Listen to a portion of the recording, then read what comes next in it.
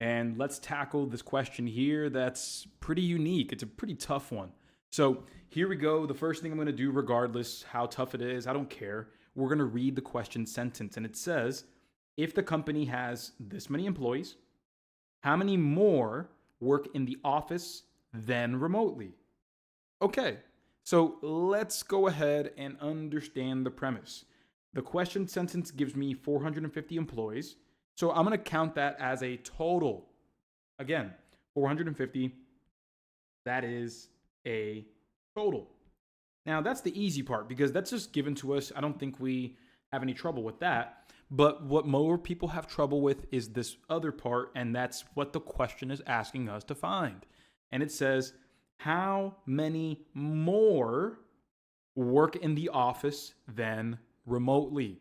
So everybody, you tell me, does it sound like if we're trying to find how many more people work in the office than remotely, does it sound like to you that we have to subtract those who work in the office minus those who work remotely? Is that what we have to do there? Yeah, if we knew what those values were, if I knew what those numbers were, yeah, that's what I'm trying to find. So let me show you right over here. Here's the blank, and I'm going to write this in no uncertain terms. Let me just make my pencil just a little thinner here, and I'm going to write it out. I'm going to write out office minus remote workers. One more time, everybody. That's the only way I can write it for right now.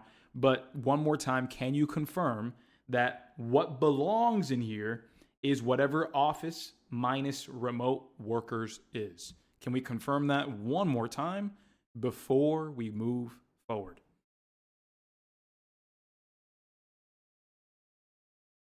Okay.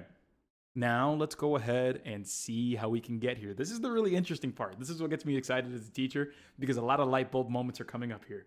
So here's what it says. It says a company's workforce is divided so that 2 out of every 9 employees work remotely while the rest work in the office. Okay, so watch this, everyone. Watch this. We have 2 out of every 9, they work remotely. So 2 is remote. Let me go ahead and just make my pencil just a little thinner so I can have a little more room. I appreciate y'all. So 2 represents the remote workers and 9 represents the total. So everyone, with that said, I can put the 9 right here for the total. That's fine. However, I cannot put the 2 in here. I can't. Here's what I am going to do. We're going to go ahead now and see what happens. Everyone, if I do 9 minus 2, I get 7. But what does that represent? What does 7 represent? If I subtracted, what does the 7 represent? You tell me. Come on, think about it.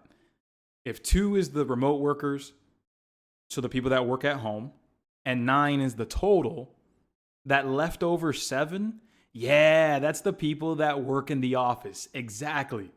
So let me go ahead and write that right over here. This is the number of people that work in the office. Here's what the problem is, everyone. Here's what the problem is. The problem is that we're not looking for the people that work remotely. We're not looking for the people that work in the office. We are looking for the difference. Take a look right here on the right side. Take a look at the right side. We agreed on this. In purple, how many more work in the office than remotely? One more time. How many more?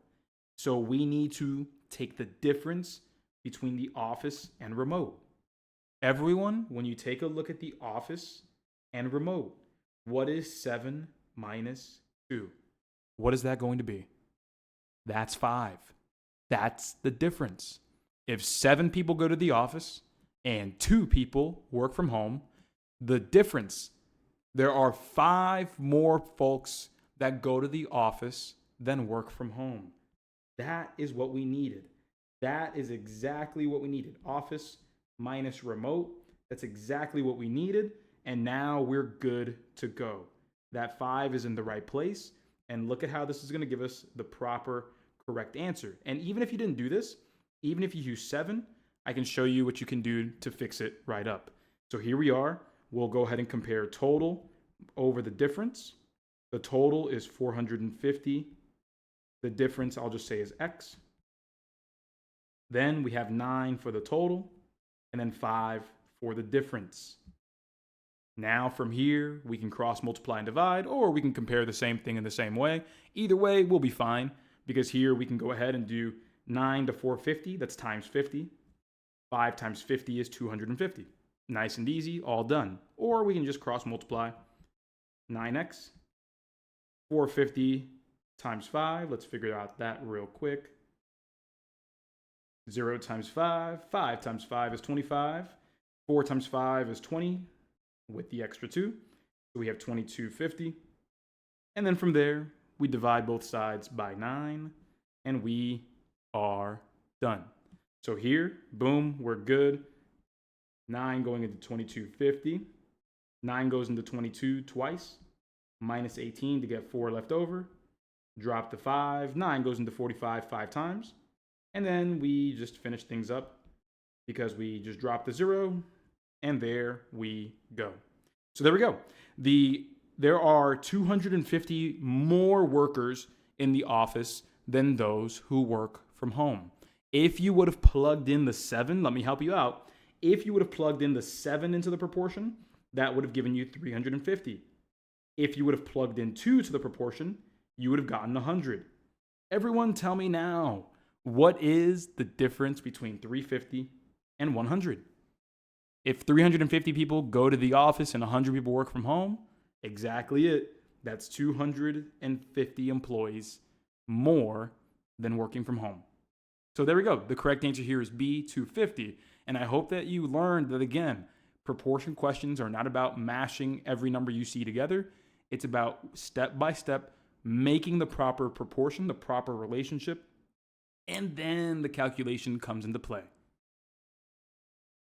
So this question here, this next one, we are trying to find the median price. So right here, what is the median price? So once we read that question statement, we understand that that's a very specific math word there, median. And when it comes to calculating the median, we want to calculate the middle value. So what I'll do here is I'll go ahead and write out these values, and I want to make sure that they are ordered. They can be ordered least to greatest or greatest to least. It doesn't matter, but we're going to order these numbers, and then based on if we have an even or an odd set, we'll take action one way or the other. So here we are. The smallest value that I see here, I'll just go smallest to biggest. That's 12. The next one would be 15. Then, okay, so it looks like this is already in order. 12, 15, 18, 20, 25, 30. I always like to be careful and double check because these are the easiest questions to get wrong. Because sometimes you just forget that maybe one set of numbers are swapped. So just be careful. Make sure you do your due diligence. So we have 12, 15, 18, 20, 25, and 30. The count there that I got was 6. 1, 2, 3, 4, 5, and 6. So that means that we're going to have 2 numbers in the middle. Don't believe me? Just cross out from the ends, and you'll see that in the middle, we have 2 numbers left. When that's the case, what we do is we take the average or the mean of those 2 numbers in the middle. And you can do that with your, with a calculator or, by hand, but really what you're asking is, what's the number that's directly between 18 and 20? My party people, what is the number directly between 18 and 20? Yeah, that'll be 19. So let me prove that to you by just finding the mean with them together. 18 plus 20, divide that by 2. So that's 38 divided by 2, which is 19. So there that is. That's why the correct answer for this problem will be answer choice A.